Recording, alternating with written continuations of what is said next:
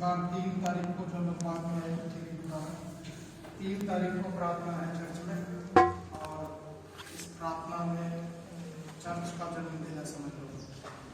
उस दिन से हम स्टार्ट किया था यहाँ पे प्रार्थना में, तो 3 मार्च को सबने प्रार्थना में शामिल हालेलुया।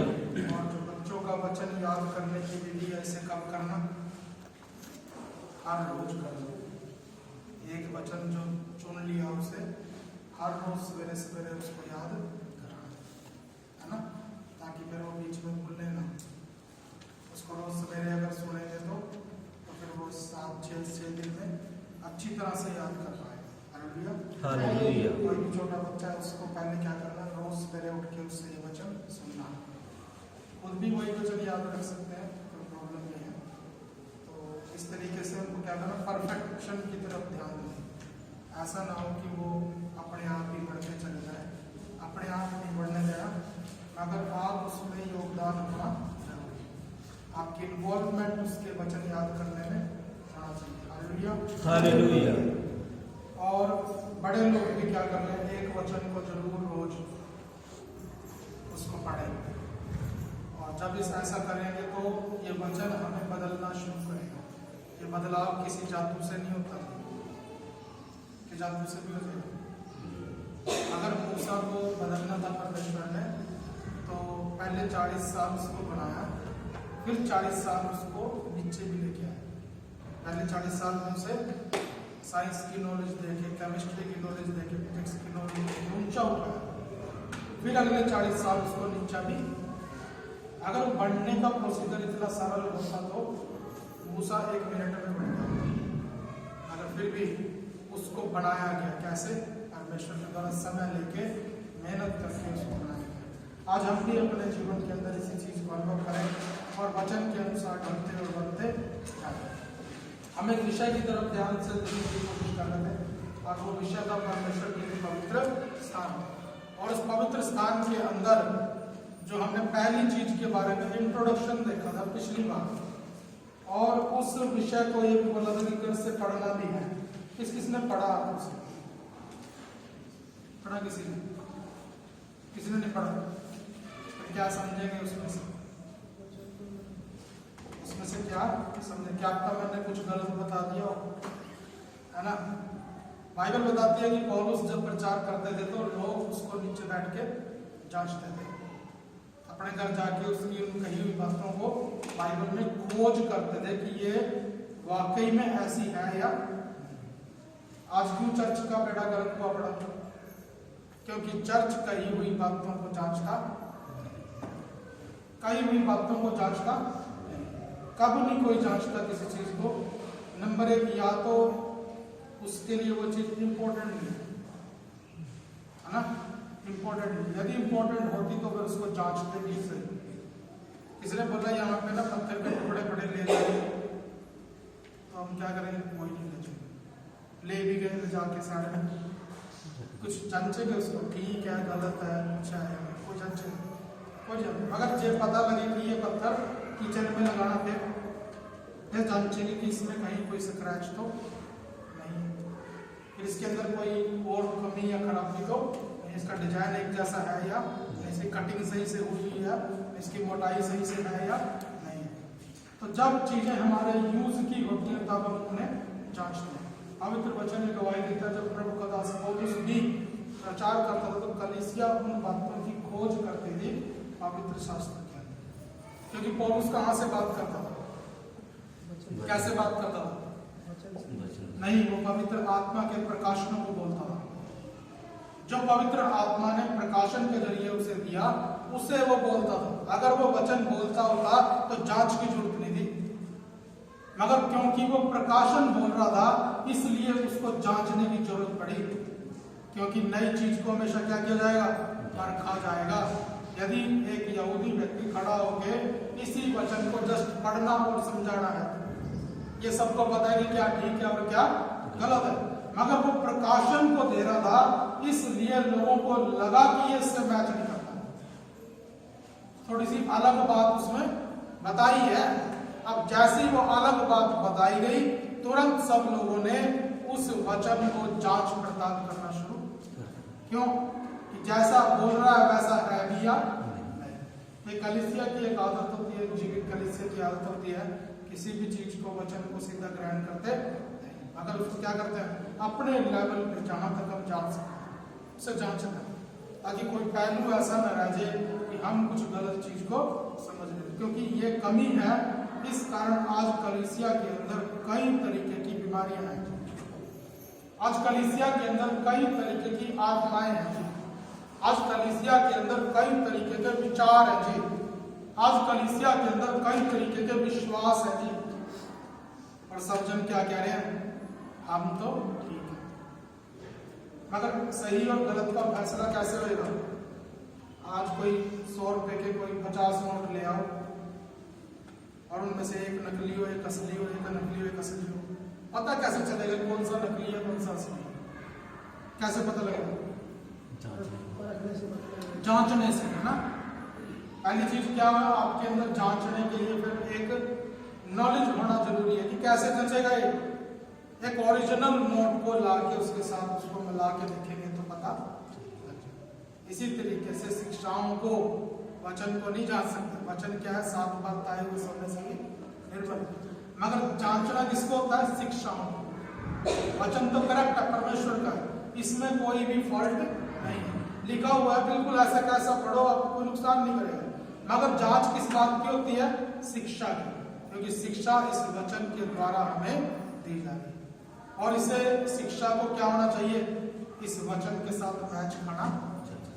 अगर शिक्षा इस वचन से मैच निकाली तो फिर वो शिक्षा हमें ग्रहण करनी, कितनी भी अच्छी लगे, कितनी भी फायदेमंद लगे, कितना भी उसको सुन के उत्साह आए, मगर उन चीजों से दूर बने रहें।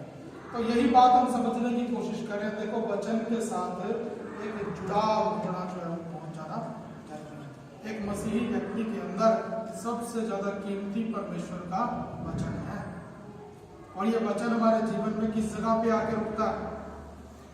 किस जगह पे रुकता है? अगर यहाँ पे ये क्रूस रखा तो यहाँ मैं दूसरी चीज रख दूंगा क्या? पहले इसको यहाँ से हटाना पड़ेगा। तो वचन को आपके अंदर रखना है तो पहले किसे हटाना पड़ेगा? जो पहले से अंदर किधर से?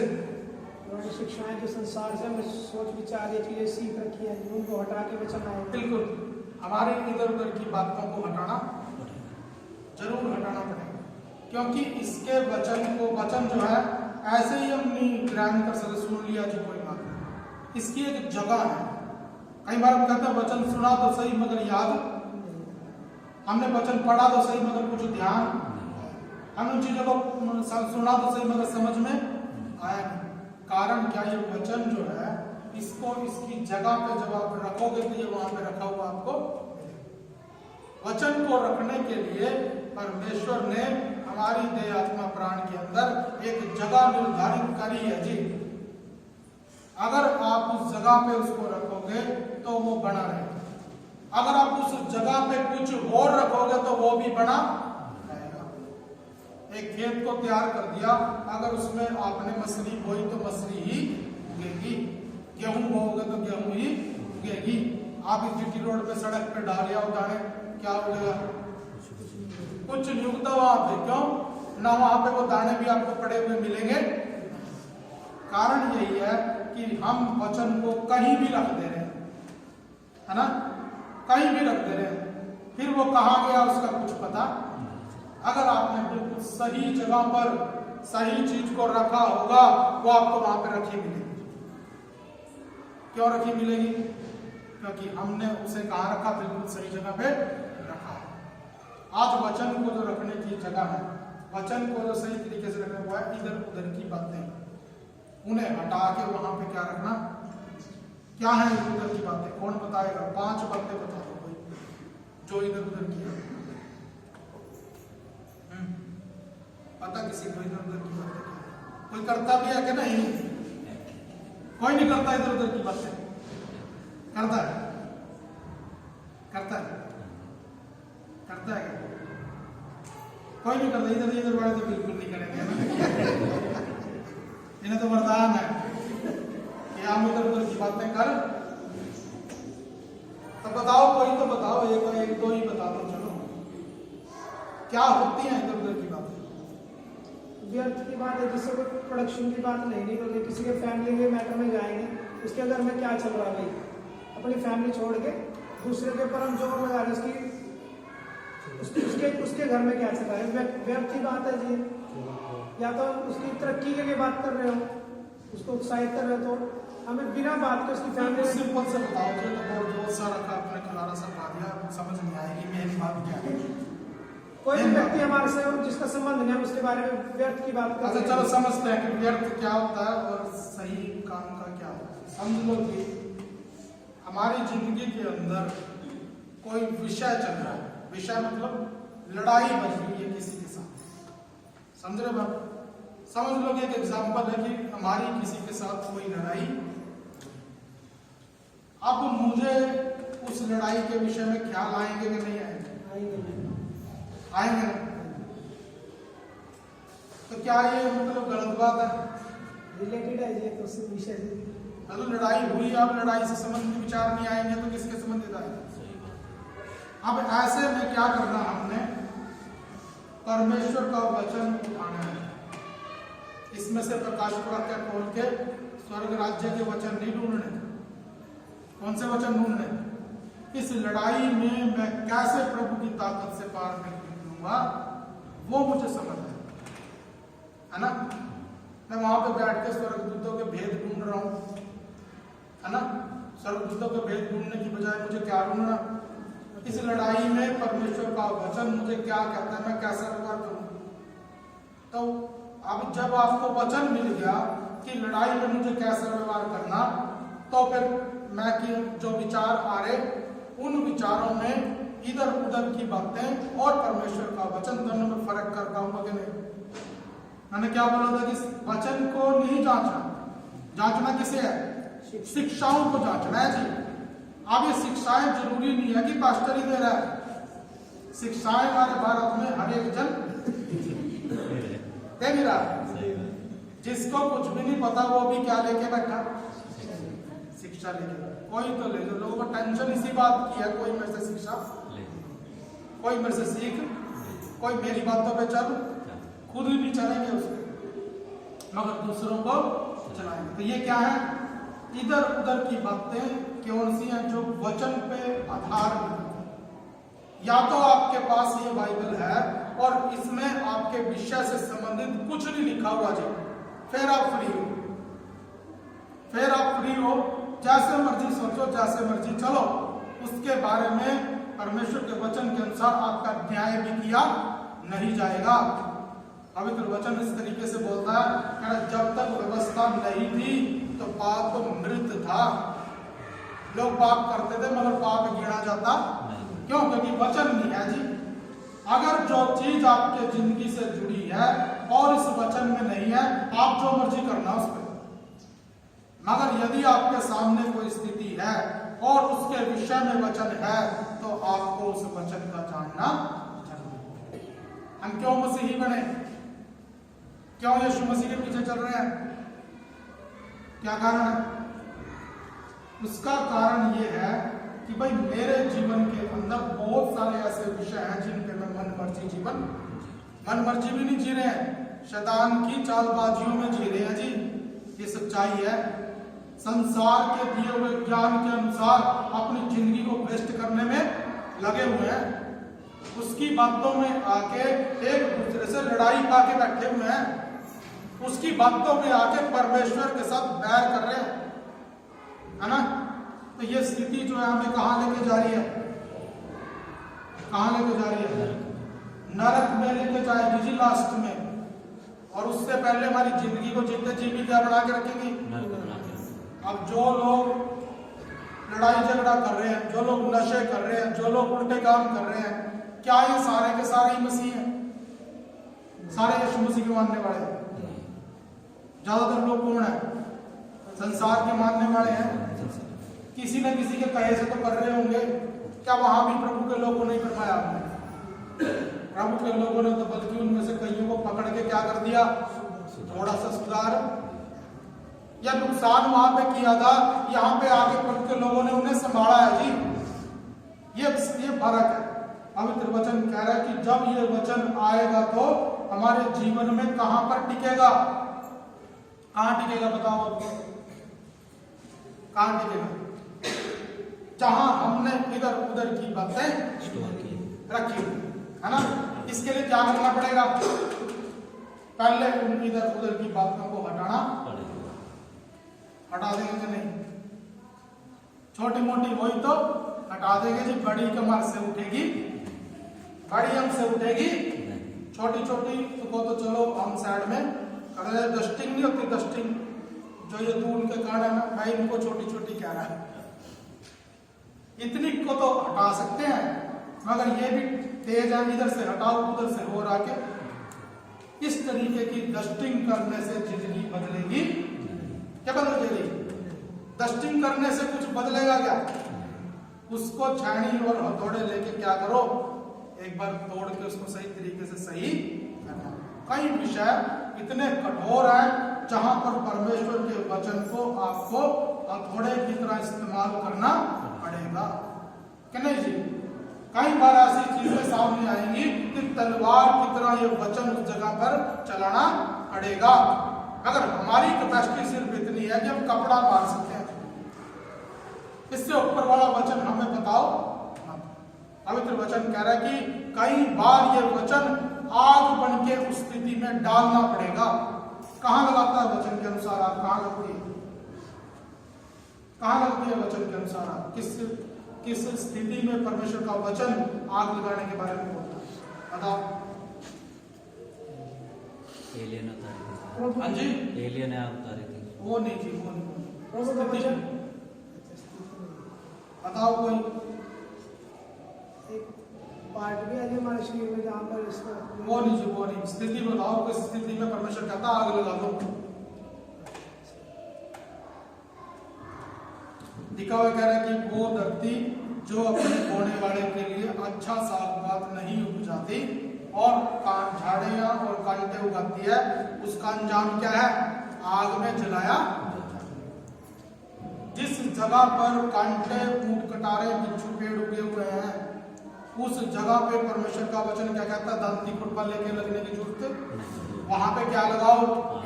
आग लगाओ। उस जगह पर परमेश्वर के वचन के अनुसार ये वचन कैसे काम करेगा?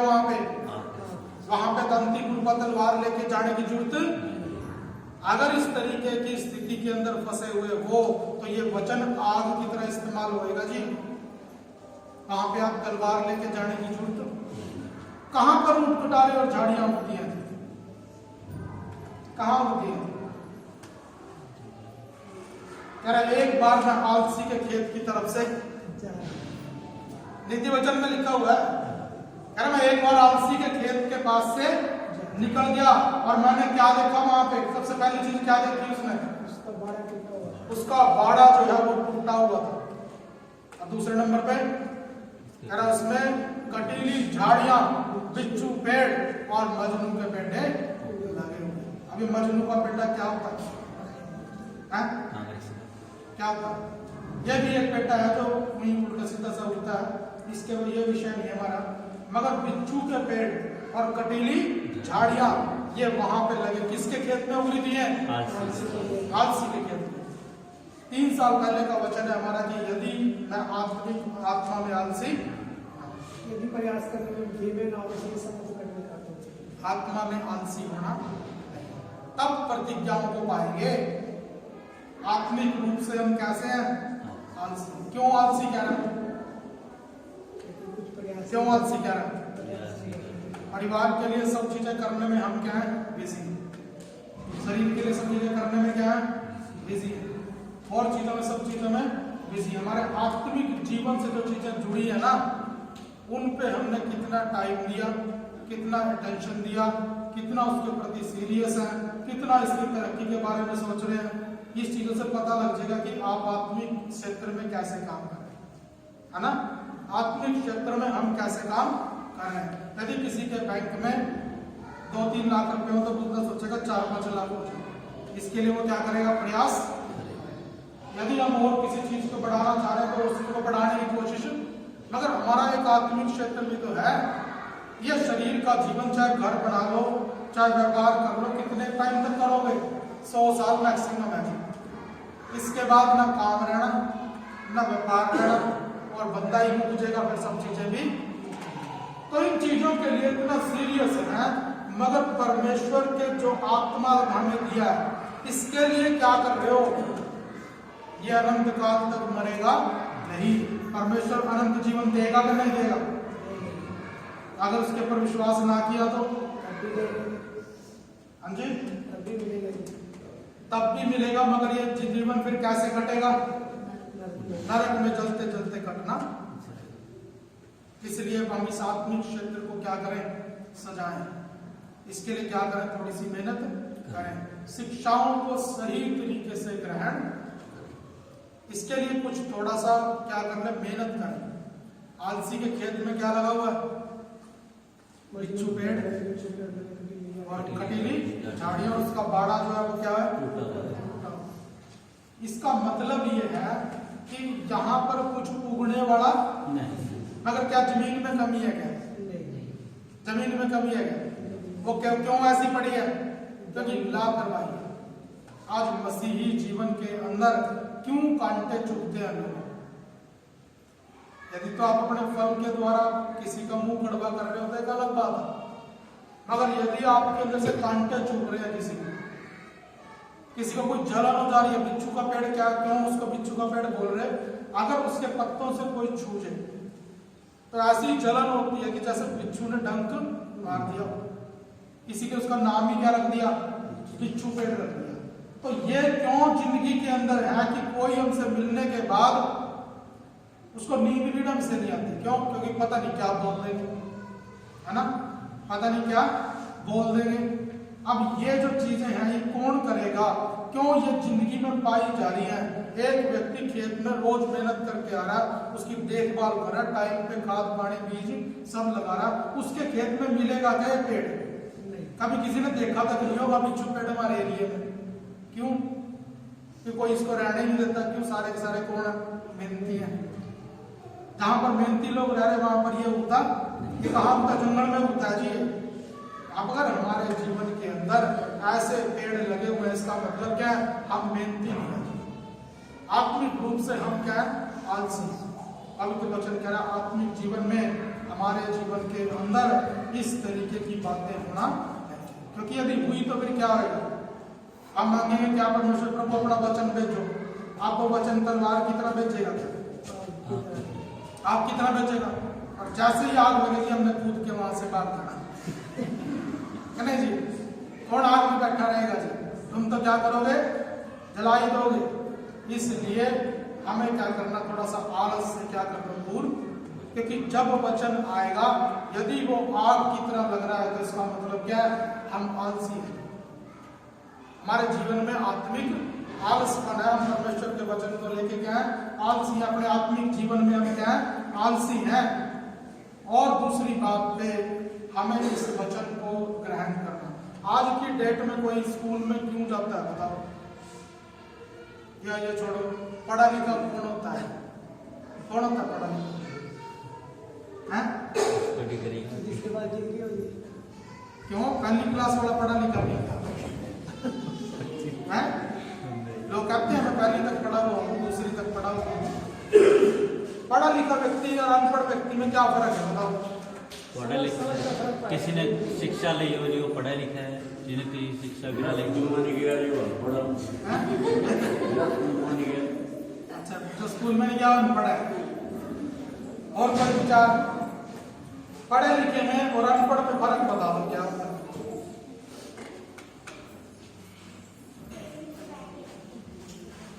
अगर सही में वो पढ़ा लिखा है नहीं, सही मायने में, तो अपने समझ से काम लेगा। नहीं समझ से तो अनपढ़ भी लेते हैं। अनपढ़ के अकल नहीं होती। अकल की और बेअकल की बात नहीं कर रहा मैं पढ़े लिखे और अनपढ़ की बात कर रहा हूँ। अगर आपने किसी अनपढ़ व्यक्ति के सामने कागज कर दिया तो वो क्या करेगा? अंगूठा लगाएगा। पढ़ा लिखा क्या करेगा? साइन करेगा। चाहे उसमें जिसको साइन करने आते हैं वो कौन है? पढ़ा लिखा है, क्योंकि उसको क्या आ गया? साइन करना है। मगर वो भी पूरा पढ़ा लिखा नहीं। पूरा पढ़ा लिखा कौन है, उसके सामने आपने कोई कागज का टुकड़ा रख दिया जिसके ऊपर कुछ लिखा हुआ है, तो वो उसे क्या कर पाएगा? पढ़ पाएगा, है ना, पढ़ पाएगा। अगर अब मान लो किसी के सामने कागज रखा और उसने पढ़ के सुना दिया, इसका मतलब वो क्या है? पढ़ा हुआ है ना। जब लिखेगा तब वो क्या है? लिखा हुआ भी है। अगर उसको पढ़ लिया ना उसने देख के ऐसे करके, तो वो पढ़ा हुआ है कि उसी बात को उसने लिख भी दिया तो वो पढ़ा लिखा व्यक्ति है। तो इस चीज से क्या पता लग जाएगा कि वो कौन है? कितना पढ़ा लिखा है पता लग जाएगा, कितना पढ़ा लिखा पता लग जाएगा, ये नहीं पता लगेगा, है ना। इसके लिए और दूसरे टेस्ट है। मगर वो व्यक्ति किस लेवल पे आ गया? पढ़े लिखे के लेवल पे आ गया। अब देखो इतनी बात समझ लो, एक मसीही बनना उसके बेसिक क्या है, कम से कम ये तो पूरे करो, है ना जी। एक मसीही, अभी एक गैर मसीही और एक मसीही में क्या फर्क है बताओ? है किसी को पता? मसीही में और गैर मसीही में किसी को कोई फर्क पता? किसी को? कोई था पहले गैर मसीही के? नहीं था। मसीही प्रभु में विश्वास करते हैं जी, बाहर वाले में विश्वास करते हैं। वचन बताता है भूत भी विश्वास करते हैं यीशु मसीह में, लिखा नहीं हुआ? और क्या डरते और कांपते हुए उसके ऊपर विश्वास, और हम तो यीशु का नाम लेके ही उल्टे काम पे चल जा रहे हैं। कई बार तो उल्टे काम की डिमांड भी किससे कर रहे हैं? प्रार्थना भी उल्टे काम के लिए किससे कर रहे हैं? यीशु मसीह। मगर दुष्ट आत्माएं भी ऐसा करती हैं, वो हमसे ज्यादा परमेश्वर का भय। तब मेरे को मसीही की और गैर मसीही की पहचान बताओ क्या? जैसे पढ़े लिखे और अनपढ़ में फर्क था ना, वैसे ही मसीह में और गैर मसीही में फर्क है। नंबर एक, पहला मसीही व्यक्ति क्या करता है? मसीह व्यक्ति को मसीह की पहचान होती है। वो तो चलो थोड़ी बहुत अनुसार हो गई है। वो जब भाभी कहने वाली लेडीज थी ना, उसने बता दिया था पौलुस उसके बारे में। क्या बोल रही थी उनको? कह रहा ये परम प्रधान के सेवक है और हमें उद्धार की कथा वो मार्ग। दुष्ट आत्मा ने सिकवा महायाजक के 7 लड़कों को क्या बोला था? पौलुस को मैं पहचानती हूँ और यीशु को मैं जानती हूँ। तो ये तो छोड़ दो कि पहचान ना हमें शायद ना होगी एक दूसरे की, उन्हें मसीह व्यक्ति की बिल्कुल साफ साफ पहचान। अब ये बताओ कि एक्टिविटियों के आधार पे एक मसीही कौन होता है और गैर मसीही कौन होता है? सिंपल सी बात है, आप बताओ। वचन पढ़े या प्रार्थना करिए। नंबर एक तो वचन और प्रार्थना का जीवन जो है उसके अंदर, चाहे वो कितना भी है ना। मसीही व्यक्ति क्या करेगा? प्रार्थना करेगा। दुष्ट आत्माएं प्रार्थना नहीं करेंगी, मैं करेंगी प्रार्थना। हम तो प्रार्थना क्या भी कर सकते हैं, प्रभु आटा खत्म हो गया, आटा ला के दो। दुष्ट आत्मा कर सकती है? आग में जलन हो रही है जी, हमें क्या कर लो थोड़ा सा शांति, ऐसी प्रार्थना कर सकती है क्या? दुष्ट आत्माओं को वचन के अनुसार जमीन पे पैर फेंकने के ऑर्डर पर क्या वो थकती है? क्यों नहीं थकती? बरात मुई कर रही लोगों को। सिंहासन ही लगे हुए स्वर्ग में सिंहासन लगे हुए हैं कि नहीं? इवन प्रभु का सिंहासन भी करूबों के ऊपर लगा हुआ है। तो ये चीजों को समझो जी, उनको अलाउड नहीं है कि वो क्या करें? जमीन के ऊपर पैर रखें। अब वो पैर रखने के लिए क्या ढूंढती फिरती है? किसी ना किसी का सिर ढूंढती, क्योंकि कौवे की तरह कहाँ बैठेंगे? किसी न किसी के सिर पे तो पेड़ों पे नहीं रहती दुष्ट आत्मा, कहाँ रहती है? लोगों के सिरों पे रहती है। ये चीजें हमें समझने की है जी। एक मसीही व्यक्ति के अंदर वचन और प्रार्थना का एक गुण, जो व्यक्ति वचन और प्रार्थना में बना हुआ है वो व्यक्ति कौन है? मसीही व्यक्ति। कितना बड़ा मसीही है ये पता नहीं लगेगा, मगर कम से कम ये पता लग जाएगा कि वो व्यक्ति कौन है? मसीही। क्यों? क्योंकि वो क्या करता है? निरंतर बाइबल को पढ़ता है और उस वचन के अनुसार प्रार्थना करता है। हालेलुया। कौन से 2 गुण है? वचन को पढ़ना और उसके अनुसार प्रार्थना। किस किस में ये है? बिना नागा कह रहा हूं मैं, बिना नागा, कभी कभार वाला नहीं, कभी कभार वाला नहीं, बिना नागा, निरंतर। ये उसका क्या होएगा, ये लाइफ स्टाइल है। क्योंकि जो पढ़ा लिखा है, इसने किताब को पढ़ा और लिख भी दिया, क्या ये उसने पार्ट टाइम करा गया? जब मर्जी पढ़वा लो, रात को जगा के पढ़वा लो, सवेरे दोपहर दिन में जब मर्जी, क्योंकि ये क्या, ये उसके अंदर है जी चीज। इसी तरीके से एक मसीही व्यक्ति के अंदर वचन पढ़ना और वचन के अनुसार प्रार्थना करना, ये दोनों किसमें है? तालमेल में। यदि हमारी दोनों टांगे तालमेल में ना चले तो फिर क्या हो जाएगा? नीचे गिर जाए। यदि दोनों हाथ तालमेल में काम ना करें तो हम कुछ कर पाएंगे नहीं। अगर दोनों हम के एक तालमेल में चले ना तो फिर ये कोई क्या बोले, ये तो महंगा है ना। इसलिए वचन और प्रार्थना को कैसे करना? तालमेल में। तालमेल क्या होता है? वचन तो मैंने पढ़ा कि अपने शत्रुओं से क्या करो? प्रेम करो। और मैंने प्रार्थना करी, प्रभु मेरे शत्रु को क्या कर? छत पे से फेंक, और भी 2 मंजिली पे से, है ना। अभी वचन में क्या पढ़ा? शत्रुओं से क्या करो?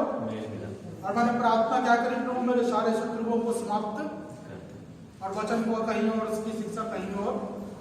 तो क्या है, एक मसीही व्यक्ति क्या करता है जी? वचन पढ़ता है और उसी वचन के अनुसार जो उसने पढ़ा है वो प्रार्थना भी। Hallelujah, hallelujah, hallelujah, hallelujah. ऐसा नहीं है कि एक मसीही व्यक्ति वचन तो कुछ और पढ़ रहा है और प्रार्थना कुछ और कर रहा है। इसका मतलब कौन है? अगर एक व्यक्ति मान लो पेट्रोल लेके आया, बोतल में डाल के मिट्टी का तेल लेके आया, तो अगर वो व्यक्ति मान लो उसको पता कि भाई ये बंदा ना कुछ काम करता है, चाय का काम करता है या कुछ और करता है, तो बंदा देख के क्या करेगा? ये बंदा क्या करेगा? जाके अपनी दुकान पे इसका कुछ ना कुछ यूज करेगा।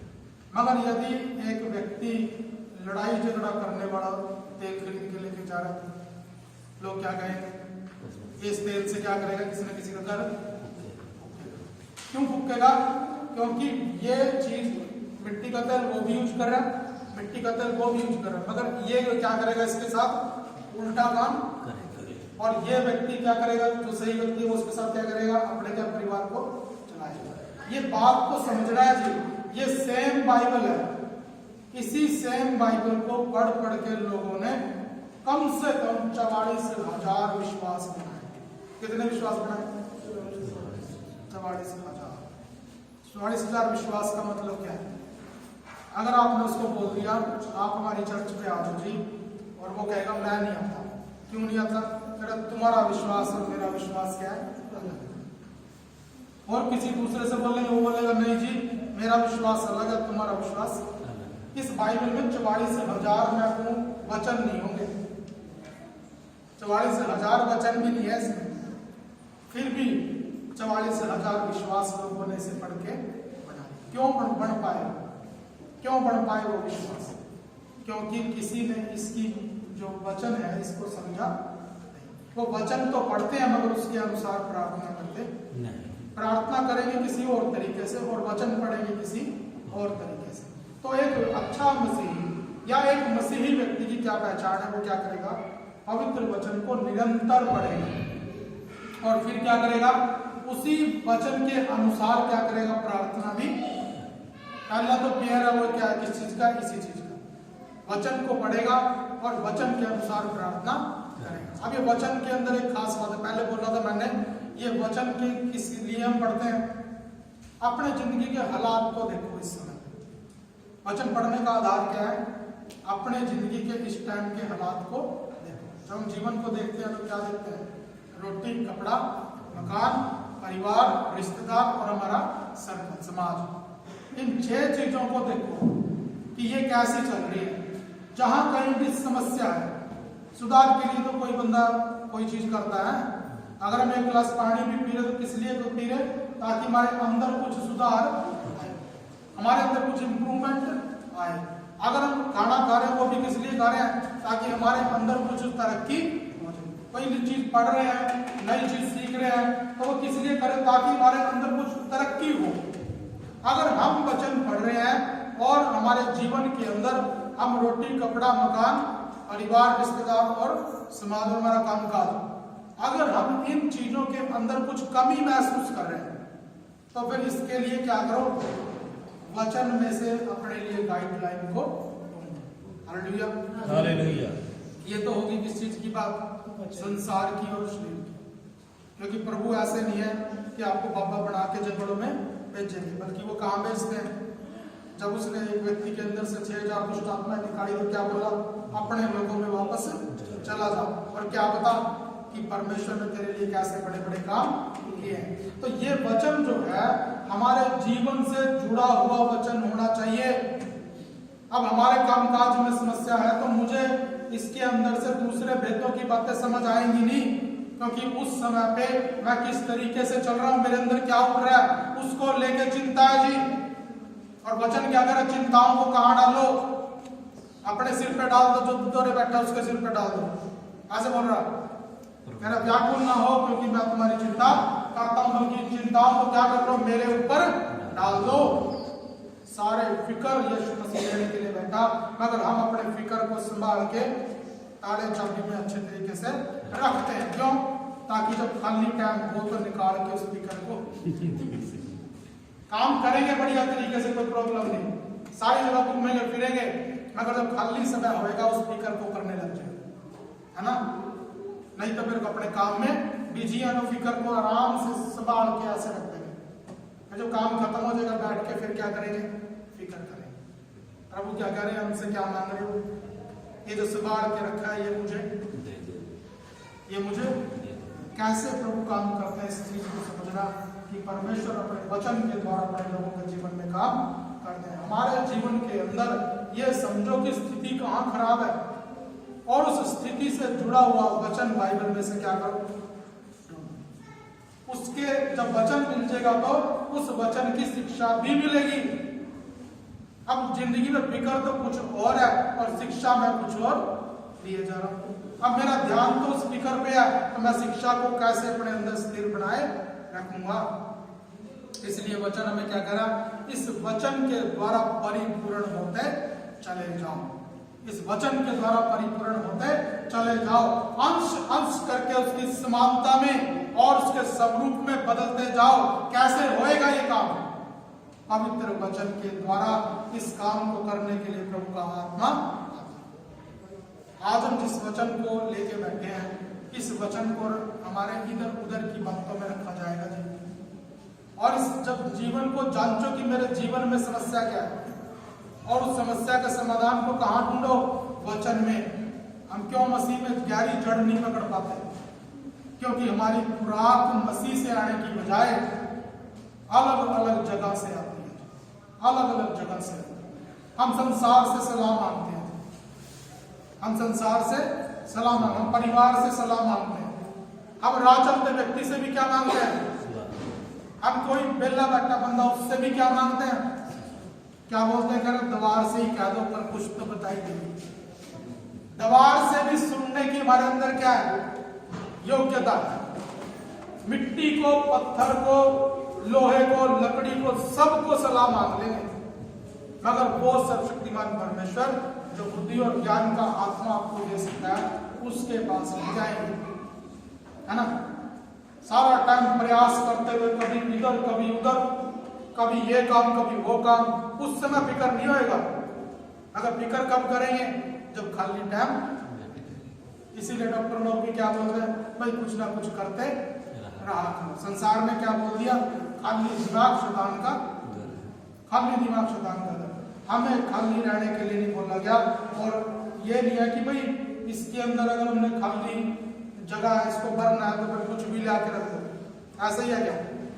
आलू घर में मेरे कोई सामान नहीं और मैं गया बाहर, मैंने पत्ते इकट्ठे करे और वो सारे भर दिए, तो फिर मेरी बड़ी तारीफ होगी, है बड़ी तारीफ होगी मेरी कि मैंने सारे पत्ते इकट्ठे करे और रोज एक टोकरी अपने अंदर गिर के, भाई बहुत सामान पड़ा, बहुत चीजें पड़ी, वो तो जब कोई देखेगा तब मुंह पे थूकेगा कि नहीं जी, क्यों इकट्ठे करेंगे, क्यों तुम लिफाफे बाहर से इकट्ठे कर करके तुमने घर में कर लिए। अब जब ये कहावत का पता है कि खाली दिमाग शैतान का घर, तब इसे भरो। मगर हम भरते किस चीज से हैं, फिर संसार की बातों से इसे भर के रख देंगे, फिर वचन रखने की कहीं जगह। हमें इस खाली दिमाग को किस चीज से भरना? परमेश्वर के वचन से। यदि ऐसा करने में कामयाब हुए तो आपकी जीवन बदल जाएगा। यदि आपके घर में बूस भरा हुआ है ना, तो फिर डंगर ही रह जाएंगे उससे, कि नहीं जी? जो अनाज भरा हुआ है तो डंगर भी रह जाएगा और बंदे भी। इसलिए अपने जीवन को बूस से भरना नहीं है, मगर किस चीज से भरो? परमेश्वर के जीवित वचन के द्वारा अपने घर को। यदि इतना ज्यादा अनाज हो जाए कि वो इधर उधर खिलता फिरे तो बेइज्जती होगी, इज्जत होगी, हैं? फिर बेइज्जती होगी। इनके घर तो क्या है, बहुत ज्यादा सारे कमरे किस चीज से भरे हुए हैं? अनाज से भरे। और ये एक कमरे में आराम से जिंदगी, फिर भी लोग कहते ठीक है वो चल, अगर अनाज वाली समझ रहे तो जो सुनने से हो दे दो, अगर पैसे से हो दे दो, फिर भी लोग बेइज्जती करेंगे। क्या बेइज्जती करेंगे? भाई मैं तो एक कमरे में रह रहा क्योंकि मेरे पास रखने की कहीं जगह। कितनी बढ़िया बात है। आज अपने जीवन को हम उल्टी सीधी चीजों से भर के बैठे। इसका रिजल्ट क्या निकल रहा? हमारे घर को कोई क्या समझेगा? फालतू समझेगा। अगर हमने अपने घर में बूस भरा हुआ है तो क्या समझेगा हमारे घर को? कोई फालतू है लोग, क्या नहीं जी? ना अकल ना कुछ, पूरा घर में क्या भरा हुआ है? बूस। जब पता हो कि अरे एक कमरे में पैसे भरे हुए हैं, फिर इज्जत होगी, है ना? चाहे आप बेड़े में रखते हो मगर फिर भी आपकी क्या होगी? इज्जत होगी। क्यों? क्योंकि आपने अच्छी चीजों से अपने घर को भरा हुआ। इसीलिए अपने दिमाग को क्या कर लो? एक सही यूजफुल वचनों से भरो, यूजफुल वचनों से भरो। और कौन सा आपके काम का है? कौन सा वचन आपके काम का है? इस पूरे में से बताओ। हमारी स्थिति के अकॉर्डिंग जो हालात चल रहे हैं उससे जो आपको तरक्की दे, है ना? जो वचन आपको तरक्की दे वो वचन किससे आपके लिए क्या है? फायदेमंद। तो इस वचन को क्या कर लो? अपने जीवन के हालात के प्रति कंसर्न हो, समझो कि मेरे जीवन में क्या फॉल्ट है और इस फॉल्ट को मैं कैसे दूर करूं। संसारिक शिक्षा के आधार पर नहीं, किसी संसार के ज्ञान के आधार पर नहीं, परंतु इसके वचन में इसके अंदर क्या है? समाधान है। अब समस्या कहां पे आएगी? मैं वचन खोलूंगा और मुझे समाधान नहीं मिलेगा। मिलेगा कि नहीं मिलेगा? मिलेगा कि नहीं मिलेगा? हाँ, हो सकता है, क्योंकि जब शुरू में बंदा ट्राई करेगा इसको तो मिलेगा भी नहीं। इसके लिए क्या है? मैं बैठा यहाँ पे, है ना? अगर नहीं मिल रहा तो मुझसे आके पूछो। क्या लिखा वचन में? कह रहा है कि जो इस डेजिग्नेशन पे है, कह रहा उससे लोग क्या पूछे? क्या पूछे? व्यवस्था पूछे। अगर कोई याजक अपनी जगह पे है तो उससे क्या पूछा जाएगा? परमेश्वर की व्यवस्था, यानी कि उसके नियम क्या है, उसकी बातें क्या है, और उसके द्वारा क्या होना चाहिए? क्या होना चाहिए? क्या होना चाहिए? जो नहीं चोरी करने से हटता तो थोड़ा सा मेरे को भी दे दे, तू चोरी में लगा रहा है, ये होना चाहिए, है? क्या होना चाहिए? सुधार, सही वचन, उसका सत्य की रक्षा होनी चाहिए। Hallelujah, hallelujah. यदि मैं याजक हूं तो मेरे द्वारा क्या होना चाहिए? सत्य की रक्षा होनी चाहिए। और व्यक्ति के अंदर क्या होना चाहिए? कि वो इसके बारे में क्या करे? खोजबीन करे, उसके बारे में पूछे कि मुझे क्या जरूरत है?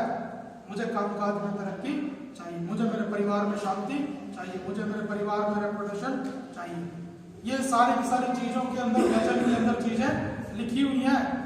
अगर ना लिखी हो तो फिर आप अपनी मर्जी के मालिक हो जाइए, फिर जैसे आपको समझ आए करो, कोई सजा नहीं मिलेगी। मगर यदि आप कुछ कर रहे और उसके बारे में गाइडलाइन इसके अंदर है तो फिर आपका न्याय कैसे होगा? इस वचन के अनुसार कह रहे कि ये क्या करेगा? आपको दोषी भी ठहराएगा और पवित्र भी बनाएगा। अब इस चीज को समझो। पहला पेयर हमने समझ लिया वचन का और प्रार्थना का, और उसके बाद अगला पेयर कौन सा? सेवा का और संगति। सेवा और संगति भी दोनों क्या है? आपस में जुड़े हुए। ये शुरू से मैं लगभग कभी कभी इस बात को समझाता आ रहा, मगर कभी भी किसी का ये विषय आज तक पूरा नहीं हुआ। हमारी कलीसिया के यही 6 नियम है, उनमें से अगले 2 कौन से? सेवा करना और संगति करना। सेवा किसकी करना? किसकी करना सेवा? परमेश्वर की सेवा करना। उसकी सेवा करना क्या है? कैसे करेंगे उसकी सेवा? क्या तो परमेश्वर की आज्ञाओं को मानते हुए परमेश्वर की सेवा करें। कैसे करेंगे? कोई है एक वचन ध्यान होता है, निकालें यूहन्ना रचित सुसमाचार। कह रहा है, हे प्रभु हम परमेश्वर की सेवा कैसे करें? कह रहा है, उसके भेजे हुए पर पढ़ो विश्वास। साल के पढ़ो, या तो वचन एग्जैक्ट बताओ।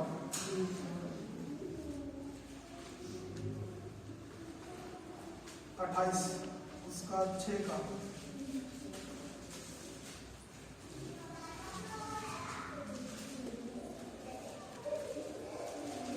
उन्होंने उससे कहा, परमेश्वर के कार्य करने के लिए हम क्या करें? यीशु ने उन्हें उत्तर दिया, परमेश्वर का कहा कार्य यह है कि तुम उस पर जिसे उसने भेजा है विश्वास करो। परमेश्वर का वचन कह रहा है कि अगर आप परमेश्वर का सेवा करना चाह रहे हो, उसके लिए कुछ करना चाह रहे हो, तो आपको क्या करना चाहिए? जिसे उसने भेजा उसके ऊपर विश्वास करना। सबसे पहले किसको भेजा परमेश्वर ने? यीशु मसीह।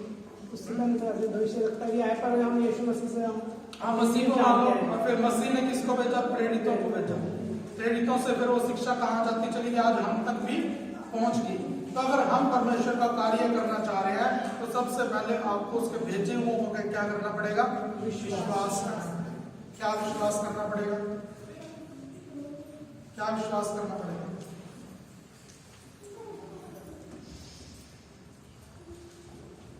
इसे परमेश्वर ने हमारे लिए भेजा है।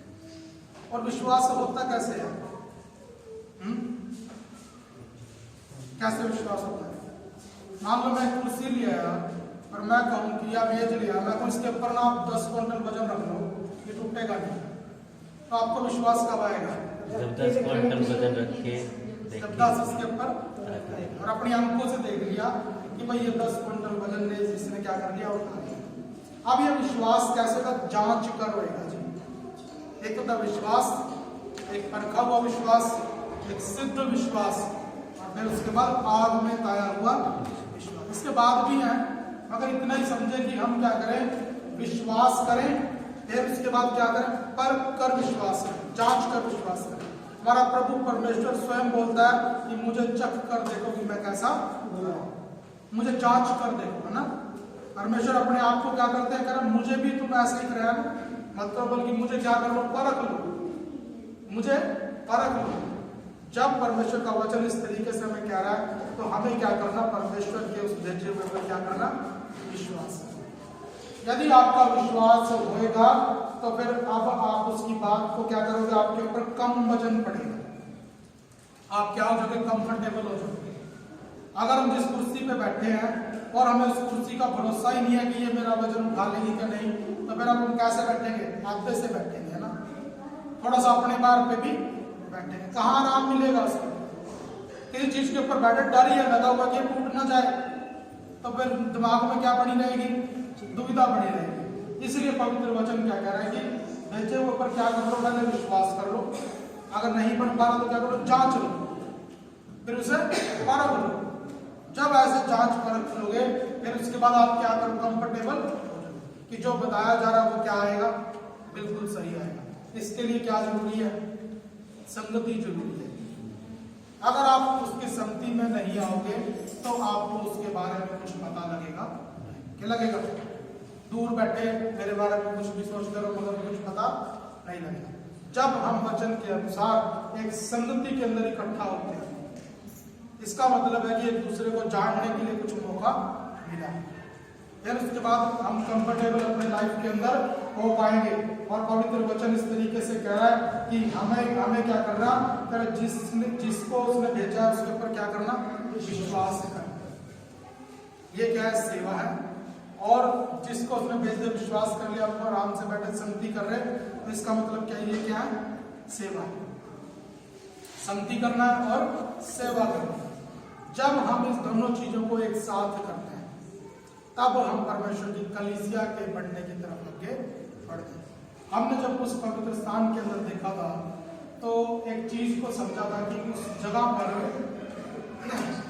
उसके अंदर हमेशा वो कड़े जो थे, कड़ों के अंदर वो जो खाने के लिए डंडे लगाए जाते थे, वो हमेशा उसके अंदर रखने की आज्ञा है। इसका मतलब क्या है?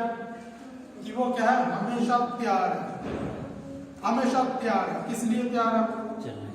कभी भी उठा के उसको ले जा सकते हैं। मतलब कभी भी उसको उठा के आप ले जा सकते हो, इसके लिए वो तैयार है। मगर क्या अपने आप ही उठ के चला जाएगा? इसके लिए कौन लगेगा? याजक लोग लगेंगे, याजक लोग लगेंगे।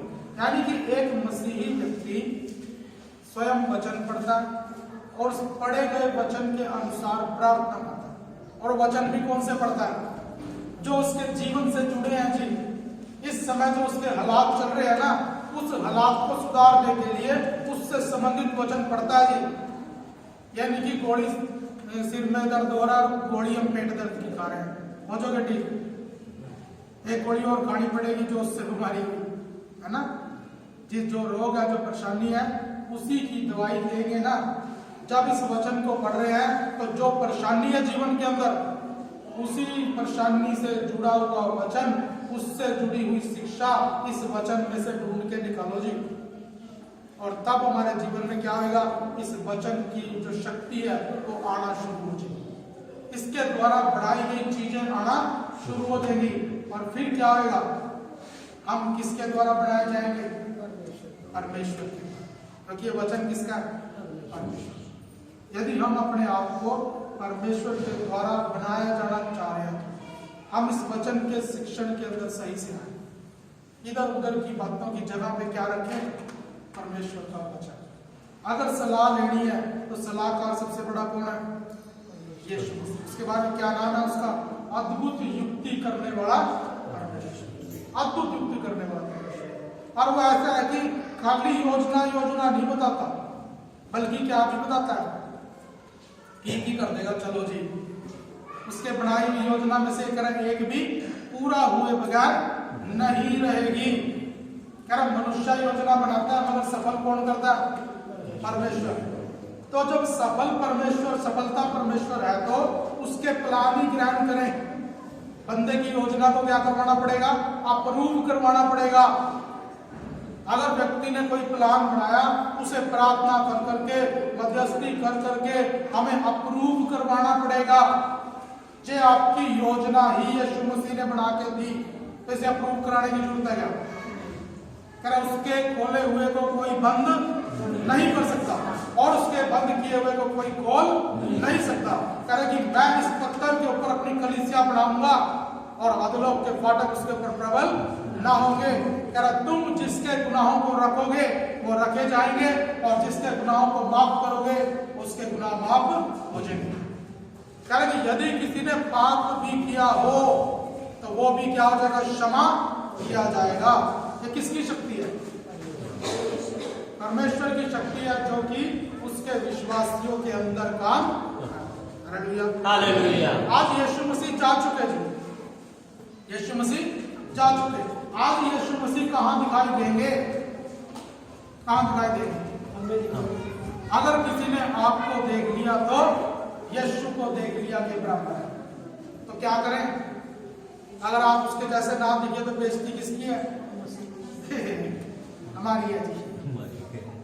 क्योंकि जो उसके साथ मैच नहीं करता उसे क्या कहती है बाइबल? मसीह विरोधी।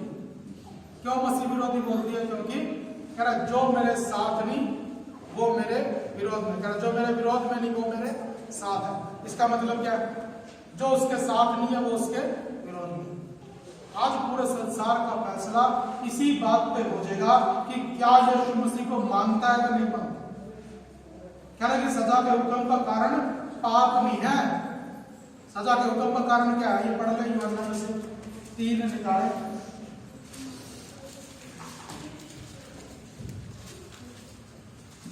18 से पढ़े, 3 का 18 से।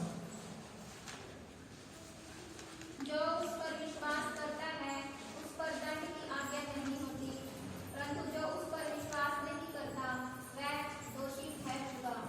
इसलिए उसने परमेश्वर के एकलौते पुत्र के नाम पर विश्वास नहीं किया।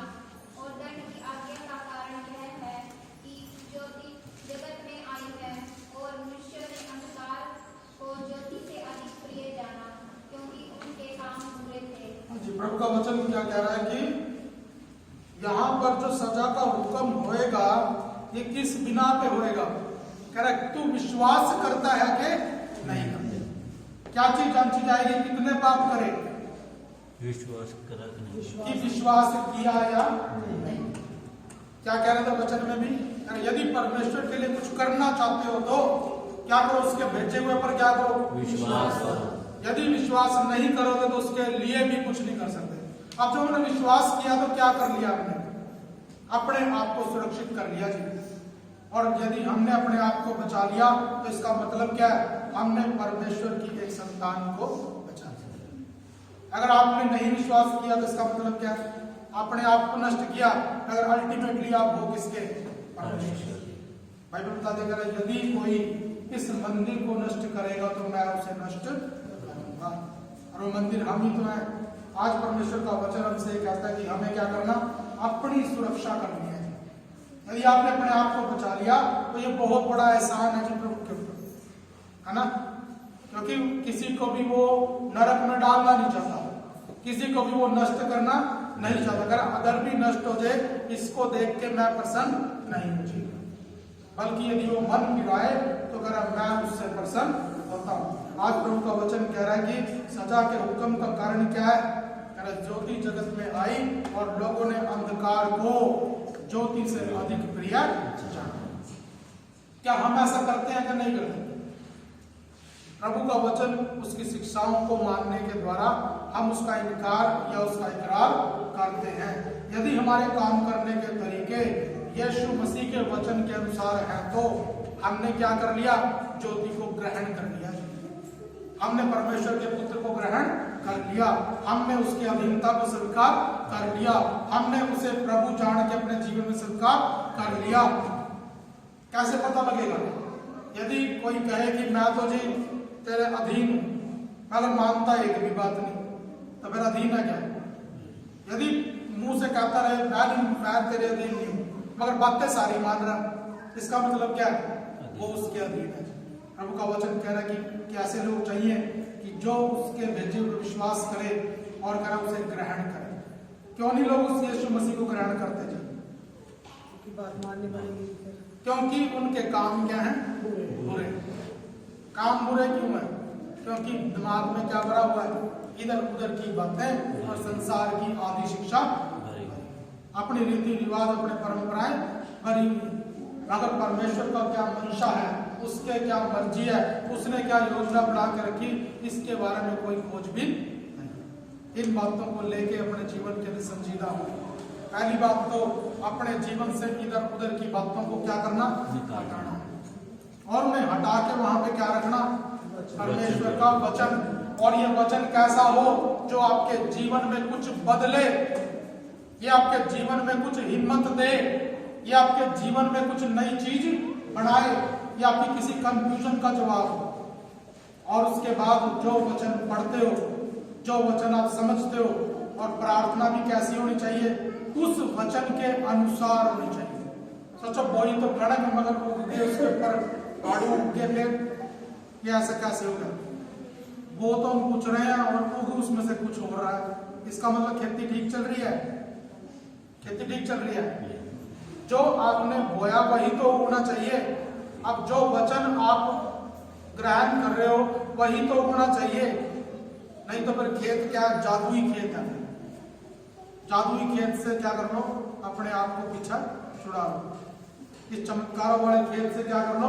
पीछा छुड़ा लो कि वचन कुछ और बोया जा रहा, फसल कुछ और आ रही है। ये क्या है? सरासर क्या है? दुख है। इसका मतलब क्या है? हमारे जीवन के अंदर कुछ ना कुछ फॉल्ट है जी। पेड़ तो लगाया था आम का, उसके ऊपर से अमरूद लग रहे हैं। पेड़ आड़ू का लगा रहे हैं, उसके ऊपर से चीकू लग रहे हैं जी। इसका मतलब क्या हो रहा है? जरूर कहीं ना कहीं कुछ ना कुछ धोखा हुआ है। ये वचन जो पढ़ रहे हो ना, ये वचन के अनुसार ही क्या होनी चाहिए? प्रार्थना। तो फिर बताओ कि उत्तर आएगा कि ना आएगा? क्योंकि जो बातें, जो प्लान यीशु मसीह आपको बना के दे वो अप्रूव है जी। क्योंकि नाम क्या है यीशु मसीह का? अद्भुत युक्ति करने वाला और अनंत काल का। ये वचन जो है परमेश्वर का है, और ये वचन जब यीशु मसीह आपको देंगे, समझाएंगे, तो आपकी प्रार्थना फिर संसार की आदि शिक्षा के अनुसार नहीं होनी चाहिए, बल्कि इस वचन के अनुसार हो जो उसने आपको सिखाया। और जब ये सीख जोगे और प्रार्थना वचन के अनुसार करोगे, तब आपकी संगति किसके साथ होगी?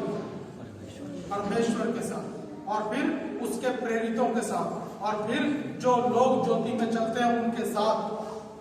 फिर आपस में क्या होगा? संगति जो है मजबूत हो जाएगी, वो ज्योति हमारे जीवन के अंदर प्रकट होगी। उसके बाद क्या आएगा? हमारी सेवा शुरू होगी। क्यों? क्योंकि अब हम क्या करके यीशु मसीह को जानेंगे, यीशु मसीह को जानेंगे।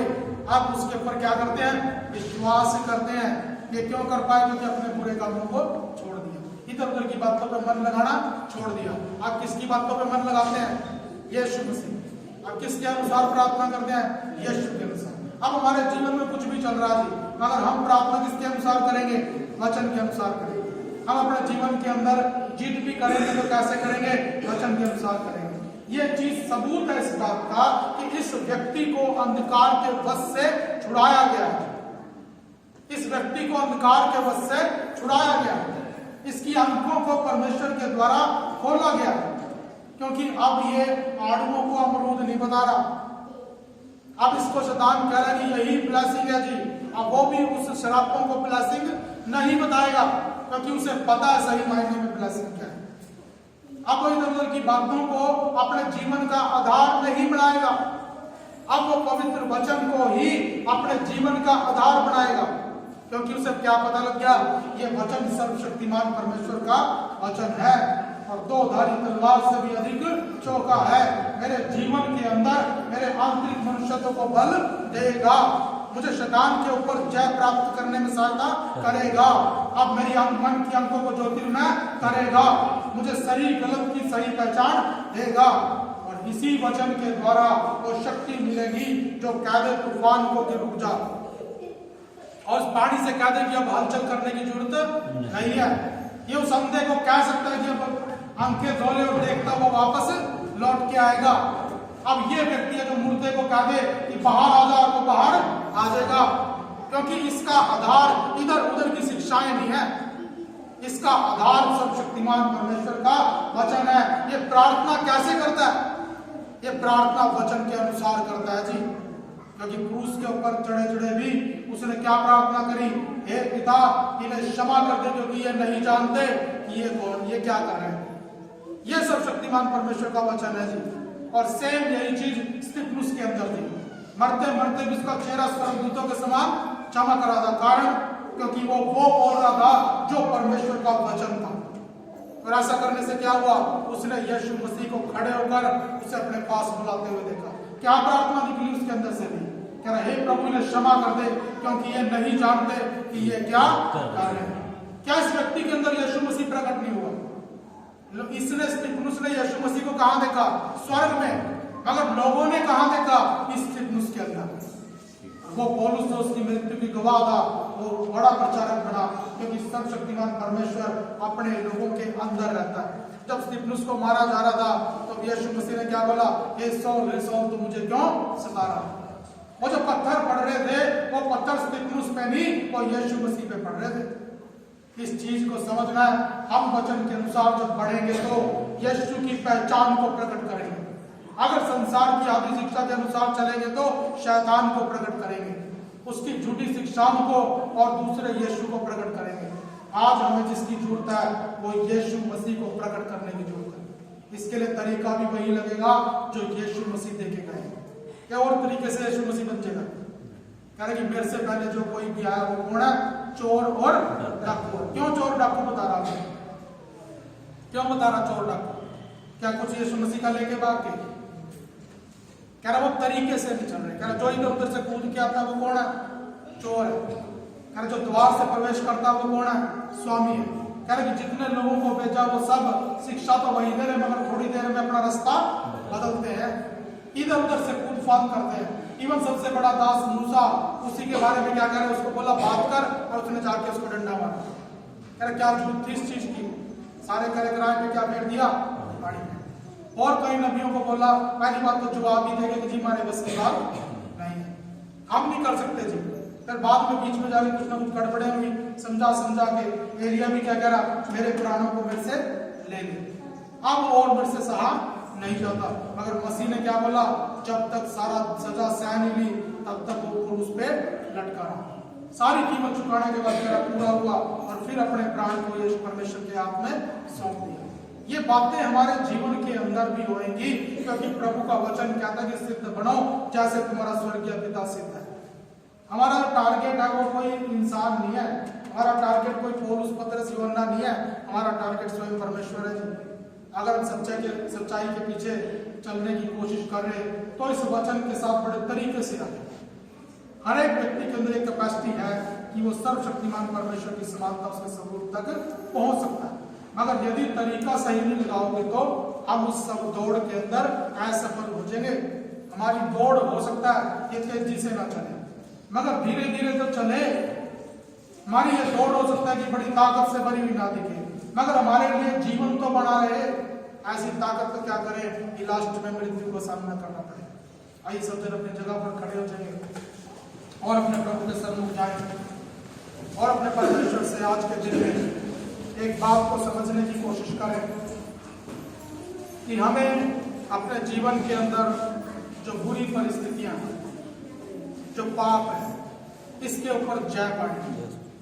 क्योंकि एक छुड़ाए हुए व्यक्ति की एक पहचान है, जिस बात में परमेश्वर आपको छुड़ा लेते हैं, आजाद कर देते हैं, आपको उस बात पे निरंतर जय पानी है।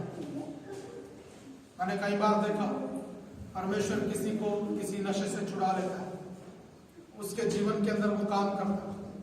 मेरा खुद एक दोस्त है, वो सेवक था, अब भी है, सेवा करता है। उसने इतने भयंकर नशे करे मगर 1 सेकंड के अंदर छोड़ा जाए। 1 सेकंड के अंदर इतने महंगे नशे जिनको कि नशा मुक्ति के अंदर में भी छुड़ा नहीं सकते, उन नशों को उसने 1 सेकंड के अंदर छोड़ा। मगर उसके बाद उसने निरंतर लड़ाई लड़ते हुए उस जय को बनाए रखा। मगर हम कई बार एक बार छुड़ा लिए जाते हैं, फिर लड़ाई नहीं लड़ते, उसके ऊपर निरंतर उस ना को, उस इनकार के ऊपर बड़े नहीं रहते। इस कारण से क्या होगा, फिर दोबारा हार के उसकी गुलामी में जाएंगे। वचन बताता है कि ये गुलामी पहले से भी बेकार होती है। ये सिर्फ एक एग्जाम्पल है। यदि किसी ने परमेश्वर से छुटकारा पाया अपने बुरे स्वभाव से, तो फिर दोबारा बुरे स्वभाव में न जाए। हमें उस निरंतर उस आजादी के अंदर बने रहना है। आजादी पाना एक बात है और आजादी के अंदर बने रहना दूसरी बात है। जो पहला काम है वो परमेश्वर करेंगे, मगर दूसरे काम को हमसे परमेश्वर चाहते हैं कि हम उसमें बने रहें। आइए अपने परमेश्वर से मदद मांगे, प्रभु से कहें, प्रभु मुझे तेरे वचन के अनुसार बनाओ, मुझे तेरे वचन के अनुसार बनाओ परमेश्वर। प्रभु मेरे जीवन के अंदर जहां कहीं भी सुधार की जरूरत है, प्रभु जी वो सारे सुधार आपके वचन के अनुसार मैं करना चाहता हूं। हमारे सलाहकार अद्भुत युक्ति करने वाला यीशु होने पाए, सामर्थी काम करने वाला यीशु होने पाए। संसार से सलाह नहीं लेंगे, संसार से सलाह नहीं लेंगे। प्रभु का दास पौलुस बोलता है, जब मुझे उद्धार मिला, जब मुझे प्रभु का अनुभव हुआ, तो मैं तेरे लहू और मांस से सलाह लेने के लिए यरूशलेम में गया, परंतु अराबा को चला गया, वहां परमेश्वर के साथ संगति करें। आज हम उद्धार कर पाने के बाद कहाँ जाते हैं? आज हम उद्धार पाने के बाद ना तो परमेश्वर के पास जाते हैं, ना ही मनुष्यों के पास जाते हैं। इसीलिए हमारे जीवन में जो उद्धार का काम शुरू होता है वो कभी पूरा भी हो नहीं पाता। उनका वचन कहता है कि अपने मन फिराव का काम, अपने उद्धार का काम बड़े डरते और कांपते हुए पूरा करते हैं।